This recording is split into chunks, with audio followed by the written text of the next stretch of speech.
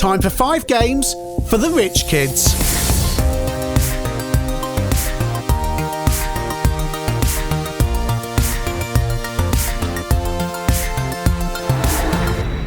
The Acorn Archimedes, the first computer to use the ARM processor, released in 1987, becoming dominant in schools from the early 1990s, didn't do too well on the home scene, mainly due to the price.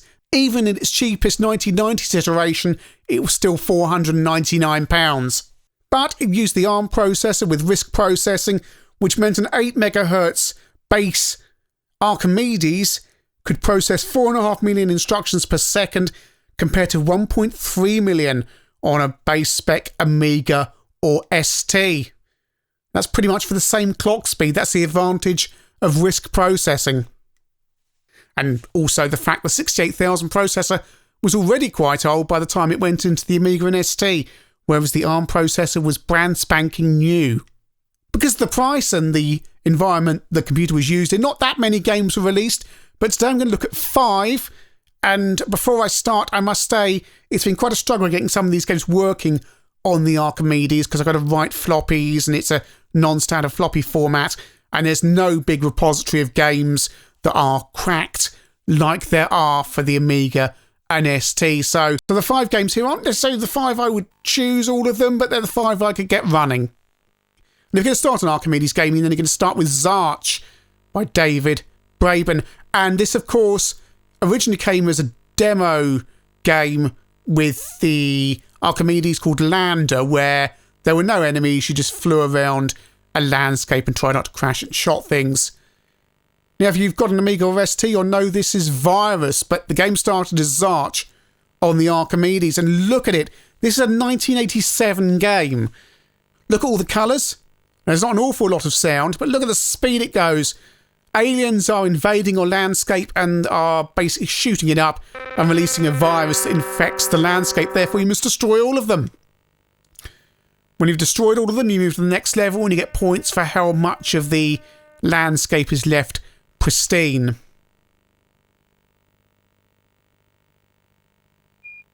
You control it with the mouse. You've only got one control, basically. Well, you've got a thrust control on one button, then you tilt the flyer, the lander, in the direction you want, which makes it incredibly hard to play. And that was the demo mode you were seeing playing there.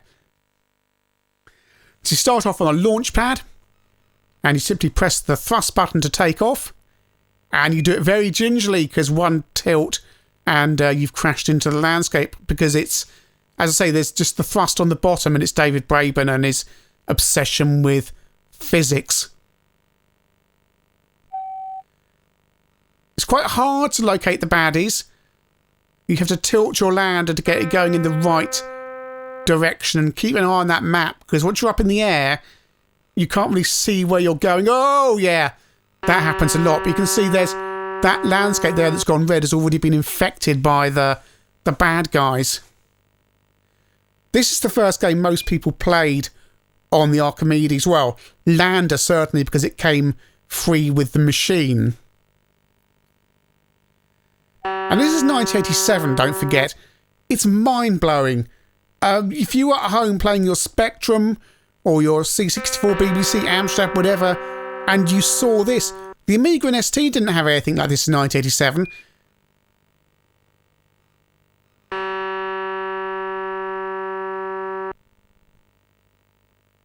And it's very hard. It needs more sound effects as well. It's very frugal on what's going on.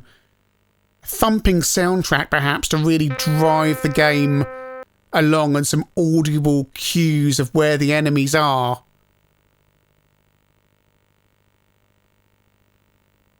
So something's going on here. Was that something I saw on the right-hand side there? Something pink going around infecting the landscape. So it's very hard. Oh, no, yeah. It's very hard not to land on the basic land and crash. But I do have a score, but it does take away score as well. So here we go. Right, I've got to shoot him, shoot him, shoot him. Oh, yay. Attack wave 2 completed. And I say there aren't audio cues. There are. They're just not very good.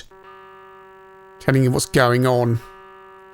Overall, it's a remarkable... Whoa, what was that? That was something. Overall, Zarch is a remarkable game. You can play it on your ST and Amiga as Virus, and just think what you would have thought and felt if you'd seen this in 1987. 1987, you're playing Yia Kung Fu, you're playing Green Beret. You might have seen some of the earliest ST and Amiga games running. And then you come and see Zarch running with all those colours and that speed. It would have been incomprehensible. It's brilliant today. It has its drawbacks. The draw distances aren't terribly good, but it's an astonishingly influential game, but one that takes a long time to master. Lemmings, a game that's been ported to every single system under the sun, from the Amstrad to the ST, PC, Amiga, Atari Lynx. Everything has a copy of Lemmings, and the Archimedes is no exception. What we appear to have is a very faithful port of the Amiga version. And indeed, here is the Amiga version, which has that curious bluish background. And you notice one thing, the Amiga version has sharper sounding sound. The Archimedes has rather harsh audio filtering, which is a shame because it has 8-channel sound compared to 4-channel sound the Amiga has. But other than the slightly muffled sound, it is all here.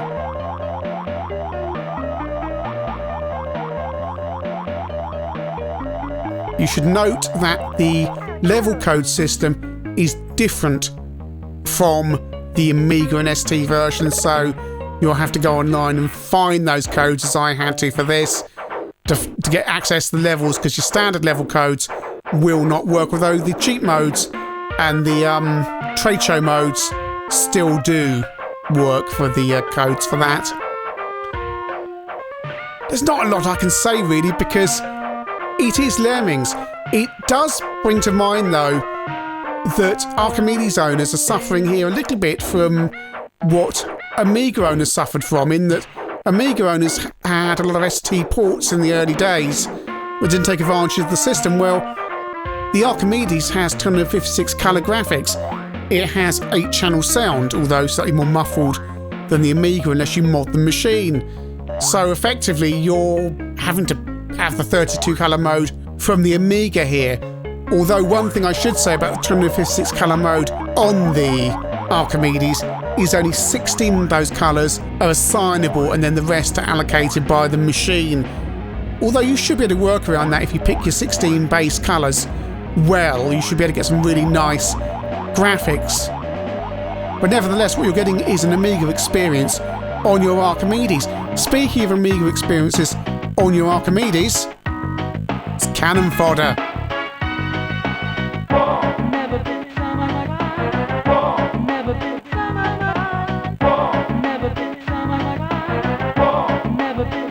Let's cut to the Amiga version.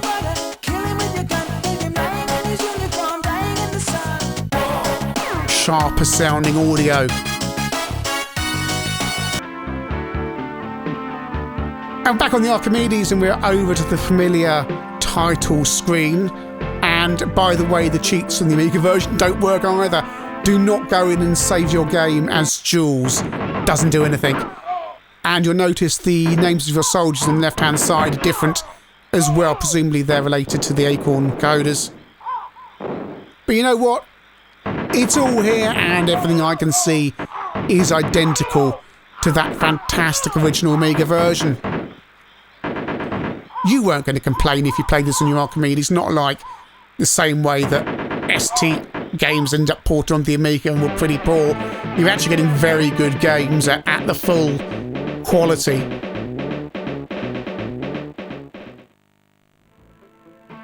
It's certainly nice in the PC version of Cannon Fodder, and here's the Amiga version for comparison. Look, it's all the same.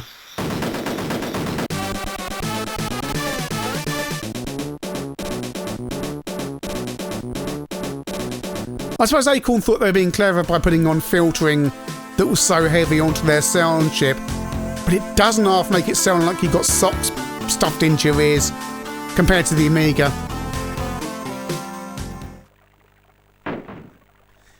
The other thing to remember about the Archimedes is it doesn't have the copper chip that the Amiga has and all those custom chips that do all the clever stuff. But even without that, you can see it's doing a perfectly fine job running Cannon Fodder here. You would be hard-pressed, even the most hardcore Amiga owner, if you not blindfold them, if you just didn't show them what machine it was running on, they would probably go, is this an Amiga? You wouldn't know. Honestly, I don't believe, I can't see, having run them side by side, any difference unless you're trying to activate that cheat mode or you noticed soldier names were different. Might have been nice if they'd assigned the third mouse button, though, for weapons and things. Cannon Fodder was ported by Chrysalis, and Pacmania was as well. This is one of the most famous Archimedes ports. Mainly because there's so few games available for the Archimedes that when one was released and you saw it, someone mention it and say New Computer Express, you go, wow, there's an Archimedes game coming out. Because, as I say, 649 versus 399 for an Amiga 500, or an Amiga 500 or 600, or latterly a 1200, well, you know, not many people were buying these machines for games. And indeed, it was only when the Archimedes 3010 came out that it had joystick ports. Yes, I'm having to play all these games on a keyboard. You can get a serial joystick, but I don't have one of those. So this is running pretty much like the Amiga version.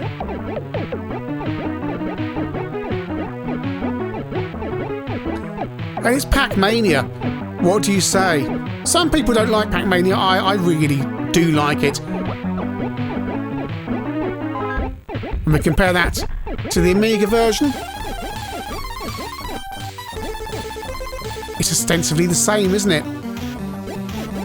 Doesn't surprise you, because looking at the list of coders on the title screen, it looks like the same people have ported this, who did the Amiga version.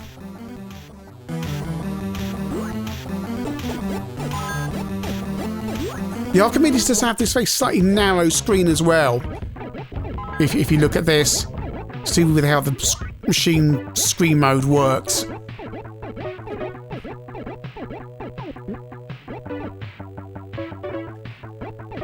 In all, if you got this on your Archie, you wouldn't be too disappointed. But then again, you didn't have an awful lot of games to be choosing from.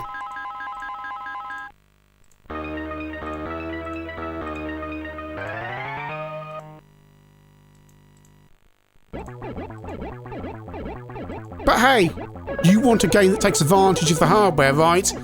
Well, this is a game for you, one that's been recommended to me. I've downloaded it. I've got it working. Starfighter 3000, a 1994 game that works on all of the original Acorn machines, right from the slowest to the fastest.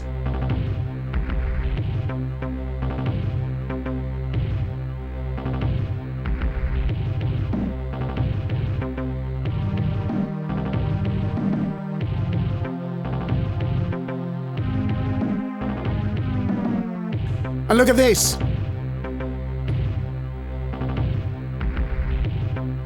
First impressions, this looks quite advanced for a 9087 8MHz processor.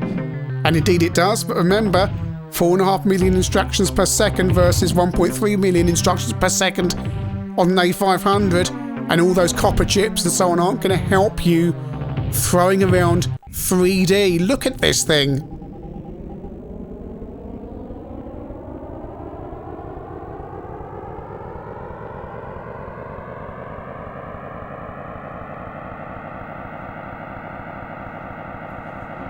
There are various settings for the graphics, so you can set this up for your ultra-fast Acorn A5000 or just the lowest settings that we've got here for an original ARM2 processor that's in my A3000. And look at this thing go! And basically, you go around shooting things. You don't really need to know any more than that. You have missiles, you have lasers, there are multiple views, and it's really colourful and just kind of amazing.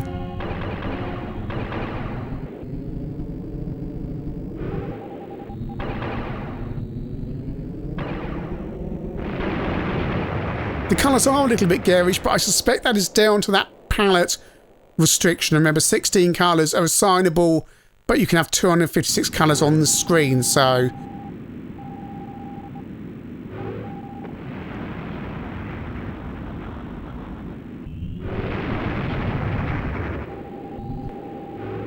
And as I say, those texture maps on the ground may look very blocky, but you can turn those up if you want to. There's different detail settings, but you need the relevant processor to be able to do that. Controls are a lot to Zarch. You control it on the mouse. Well, I have to because I don't have a joystick. One button does thrust, another button does the missiles and lasers, and use the keyboard to access various things. You can buy power-ups at various points where you can access the shop at any time for upgrades. But you just sit here and go, this is a 1987 processor. It's so far ahead. Okay, it's a 1994 game, but you have no expectation that you could do this on such a 1989 computer with a 1987 architecture and processor in it. And it's really fast and smooth. And once you're going, you don't really notice that lack of detail on the slower machine here, though you can easily turn it up. It's astonishing. I was playing games like Carrier Command on the ST that I thought were fast and smooth, and this just absolutely blows them out of the water. It makes you think, if David Braben had done a Archimedes version of Frontier in 1994, the same year this game came out, all those other 3D games that could have been on the Archimedes, Carrier Command running like this. Can you imagine?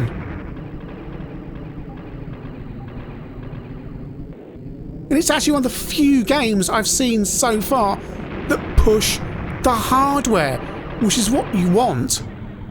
The Archimedes needed games like this so badly, so very badly, because you can have all the application software you want. What sells computers to the masses are games. You need a showcase. You need something to show off. You have all this power in this box. You can put it into Dixon's and you can run it, and people can see, yes, it's got all this productivity software, but if it can throw around all these polygons and bitmap graphics and stuff in this game, then that thing's got serious computing power for my £649 or the $499 for the 3010. The Shadow of the Beast effect, where people went into Dixon's, saw that game running and went, oh my god, I've never seen anything else like this in my life. That's what you need. This is what Starfighter 3000 does. Sadly, too little and too late for the Archimedes. And the Archimedes fans will probably disagree. They'll say it's not a games computer. But I strongly believe that games are a gateway to getting your computer accepted for the masses. Otherwise, what you do is you ghettoise yourself, you put yourself in a niche, and you end up exactly like the Archimedes did. King of the classroom and the science lab, with a few people using them at home, but all the real money is on the ST and Amiga, because what those computers did was they put up these amazing packs with a load of games in the box to get those computers into the home. Games sell computers, full stop. And if you're wondering what my A3000 looks like running the game on its highest detail settings, well, this. But if you get a faster Archimedes, then you're laughing. You'll get all that wonderful detail and the kind of frame rates we saw earlier. So that's 5 games for either really rich kids or for kids to pirate in their IT suite at school. Because we all know how it works, right? Zarch is a hugely influential game. It was the first thing most people saw, that or Lander, and it would have been mind-blowing in 1987, but it doesn't have quite that impact to get it over the hill in the same way Shadow of the Beast did. It needs more sound, and it's a little bit more refinement in those controls. It's just a little bit too hard to get into, but nevertheless it still has a wow effect, but it's not quite that must-buy game to make you want to own that system. Lemmings is a very faithful port of the Amiga game, no enhancements for the Archimedes whatsoever, but if the Amiga version is the best version of Lemmings, which it is, then you've got a 99.9% accurate port of that game on the Archimedes. Certainly far better than the PC owners got. Same with Fodder really. You got the full Amiga experience on your Archimedes. I could quibble about the slightly muffled sound, I could quibble the cheat modes don't work, and I could quibble the soldier names are different, but you know what, I'm really scrabbling around with no real justification. You simply wouldn't know, and that's the highest praise I think you could give to one of the best games of all time running on your Archimedes. Pacmania. Well, it's not a classic game on many systems. A lot of people don't like it. I think it's really good, but you can just loop round and round and round playing it, because once you've seen all the levels, you just go around with it getting harder and harder and harder. But beggars can't be choosers, and if you saw this turn up on your Archimedes, you would have been rubbing your hands with glee. Starfighter 3000. Wow. I put a clip of this on Twitter, and everyone was like, I hadn't heard of this game, and that's amazing. And it is amazing. It's a game that shows the power of the Archimedes, the RISC processor, the strong arm processor in the computer. When somebody actually harnesses the power inside the chip in this system, then suddenly you're streets ahead of everyone else. You've suddenly got a system from 1987 that is throwing things around like a 486 processor on a PC. It's quite remarkable. But it's not just a technically impressive feat, it's a really fun game. I'd recommend Starfighter for anyone with an Archimedes without hesitation. A seriously impressive game on a seriously impressive system.